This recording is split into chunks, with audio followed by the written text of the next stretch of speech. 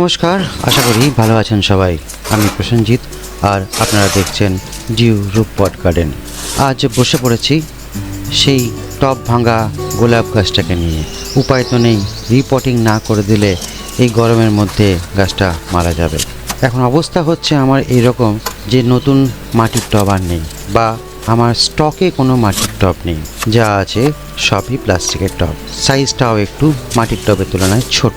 কাজেই প্লাস্টিকের টবের সেট করার মতো করে আগে গাছের শিকড়টাকে আবার রেডি করতে হবে, তার মানে আবার গাছটা শখ পাবে। কিছু উপায় নেই, নতুন যে টব কিনতে যাব সেটাও পাচ্ছি না।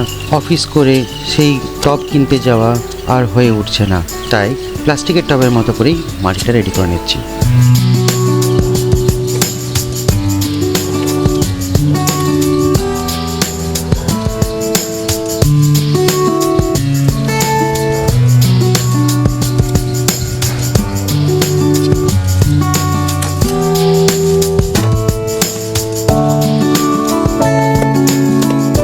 এবারে ব্যাপার হচ্ছে, মাটির টবটাতেই কিছু ডাল প্রুনিং করার পরে পুঁতে দিয়েছিলাম, সেগুলো চারা মনে হচ্ছে রেডি হয়ে গেছে, কিন্তু যেহেতু তাদের শিকড় এখনও শক্ত হয়নি এবং মাদার গাছের সঙ্গেই খুব কাছাকাছি লেগে আছে, সেই জন্য গতবারে সেগুলোকে আর সেপারেট করে নিই।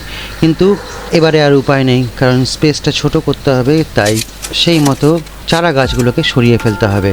চারা গাছগুলোকে পিপি প্লাস্টিকের প্যাকেটে সেট করে দেবো, তাই জন্য এক্সট্রা একটু বালি নিয়ে নিতে হবে, কারণ পিপিতে জল বেশি ধরে রাখে এবং যে মাটিটা তৈরি করা ছিল তার থেকে একটু বেশি ঝুরঝুরে করতে হবে, তাই জন্য এক্সট্রা বালি আমাকে অ্যাড করতে হবে।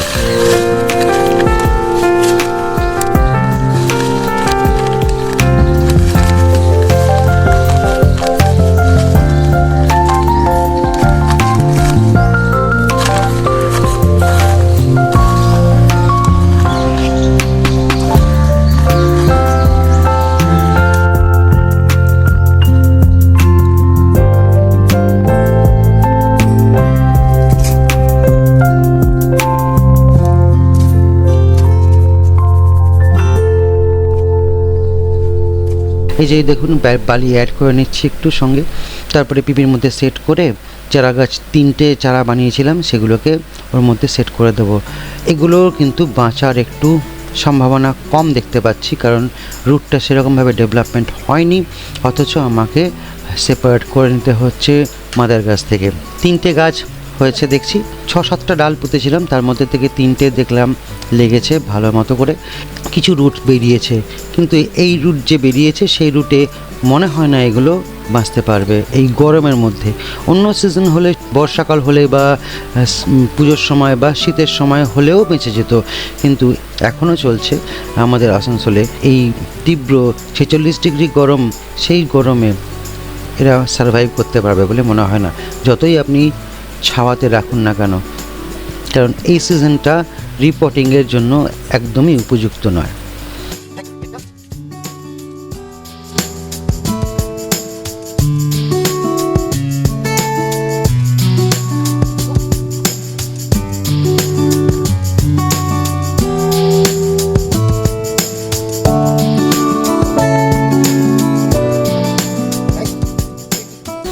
যাই হোক, চারা গাছগুলো আমার রিপোটিং হয়ে গেল।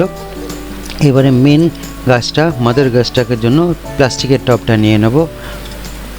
প্লাস্টিকের টবটার নিচেটাতে ভালো মতো করে খোলাম কুচি মোটা বালি, তারপরে একটা বালি স্তর দিয়ে তারপরে আরও একটু এক্সট্রা বালি মিশিয়ে নিতে হবে, কারণ প্লাস্টিক বেশি জল ধরে রাখে।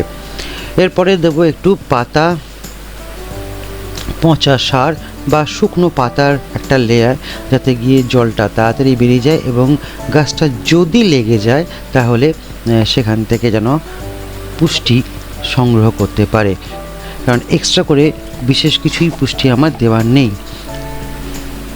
এই দুটো দিলে আশা করি গাছটা বেঁচে যাবে, তবে চান্সেস খুবই কম। যতই ভালোবাসা থাক না কেন, একটা এনভায়রনমেন্ট যদি সামগ্রিকভাবে না পায়, গাছ কিন্তু বেঁচে উঠতে পারে না। এ বিষয়ে বলে রাখি, গতবারে যে মাটি তৈরি করেছিলাম তাতে 40% মাটি ছিল 20% কোকোপিট ছিল, 20% বালি ছিল, আর 20% ছিল ভার্মি কম্পোস্ট। এই হিসাবে কিন্তু আমি মোটামুটি মাটিটা তৈরি করে থাকি। তার সঙ্গে ভার্মি কম্পোস্ট হিসাবে শুধু ভার্মি কম্পোস্ট ছিল না, তার সঙ্গে কিছু শুকনো চা পাতা, যেগুলো আমরা খেয়ে থাকি। আমরা চিনি দিয়ে জেনারেলি চা ফোটাই না, চিনি এবং দুধ দিয়ে চা জেনারেলি আমাদের ফোটানো, আমাদের কালো চা তৈরি হয়, চা তৈরি হয়। তারপরে আমরা উপর থেকে অ্যাডেড সুগার যার যেরকম প্রয়োজন বা দুধ যার যেরকম প্রয়োজন সেরকম মতো ইউজ করে থাকি। কাজেই ওই চা পাতা শুকোতে আমার বেশি কষ্ট লাগে না। শুকিয়ে নিলে ডিকম্পোজার সলিউশন আছে, ছড়িয়ে দিই উপর থেকে, তাহলেই মোটামুটি 1 মাসের মধ্যে শুকনো কম্পোস্ট তৈরি হয়ে যায় চা পাতার। সেটা দিয়েই ভার্মি কম্পোস্টের সঙ্গে ইউজ করে থাকি। বেশ মোটামুটি দেখুন গোলাপ গাছটা বসানো রেডি হয়ে গেছে। এবারে উপর থেকে একটু এক্সট্রা করে সার দেব, একটু লাল পটাশ আর একটু সুপার ফসফেট, হালকা একদম সামান্য, যাতে গিয়ে একটা এক্সট্রা বুস্ট পায়।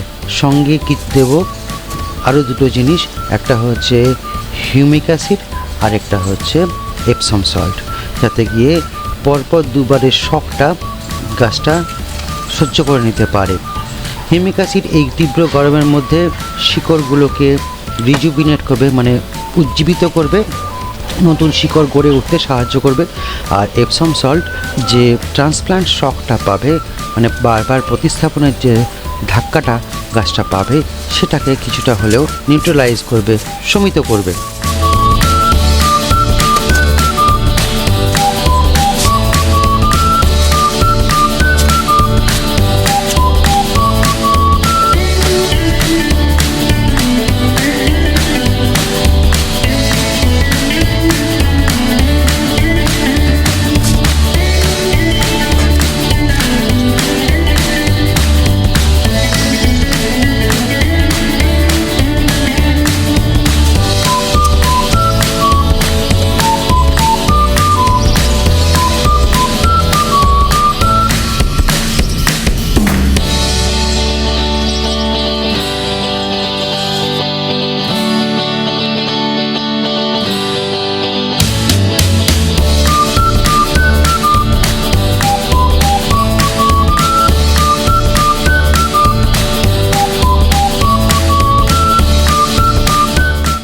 যাই হোক, আমার কাছে আছে উৎকর্ষের হিউম্যানোজ 99। এই জিনিসটা ভালো, অল্প লাগে, খুব সামান্য লাগে, তাড়াতাড়ি জলে গুলে যায় এবং অ্যাপ্লাই করাটা খুব ইজি, খুব সামান্যই লাগে, অল্প দিলেই জলটা পুরো লাল, গাঢ় লাল হয়ে যায়। এর সঙ্গেই দেবো এপসাম সল্ট। আগে প্রথমে এপসাম সল্ট একটুখানি দিয়ে দিচ্ছি, 1 মগ জল নিয়েছি, বেশি জল নিইনি, অল্পখানি এপসাম সল্ট দিয়ে দিলাম। এরপরে হিউমিক অ্যাসিডে দিয়ে দেবো হালকা করে, হিউম্যানোজ 99, হিউমিক অ্যাসিড আর ফুলমিক অ্যাসিড, এই দুটো আছে যারা রুট মানে শিকড়, নতুন শিকড় গরমের মধ্যেও তৈরি করতে সাহায্য করে। গরম হিট শকটা যাতে গাছে না লাগে তাই জন্য হিউমিক অ্যাসিড দেবেন। তার সঙ্গে কিছু একটু বুস্টিংও করে, গ্রোথ বুস্টিংও করে। এইগুলো দিয়ে গাছটাকে রেডি করে আজকের মতো রেখে দেবো।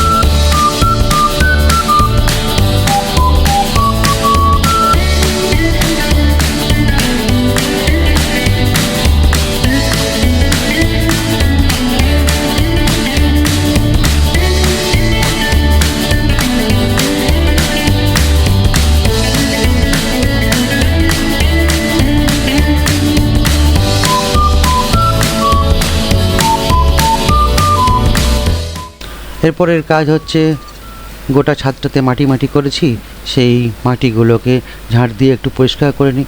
ঝাড় দিয়ে পরিষ্কার না করলে আমি ছাড়া অন্য যারা ছাদে আসে তাদের পায়ে পায়ে মাটিটা আবার নিচের ঘরে অবধি চলে যাবে, সেটা গোটা ঘরে মাটি হয়ে যাবে, কষ্টকর, তারাও বিরক্ত হবে, আমারও খারাপ লাগবে। কাজেই ছাদে গাছ রাখতে গেলে ছাদটা পরিষ্কার রাখাও জরুরি।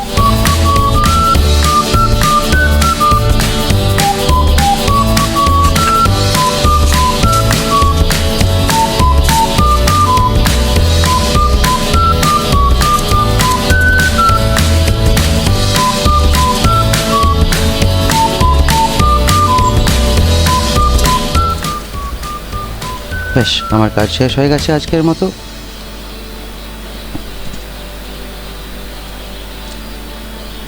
আজ এই পর্যন্তই। ভালো থাকবেন, সুস্থ থাকবেন সবাই, আর বড় না হলেও ছোট্ট করে বাগান করবেন। নমস্কার, আজকের মতো tata, bye bye, bye bye.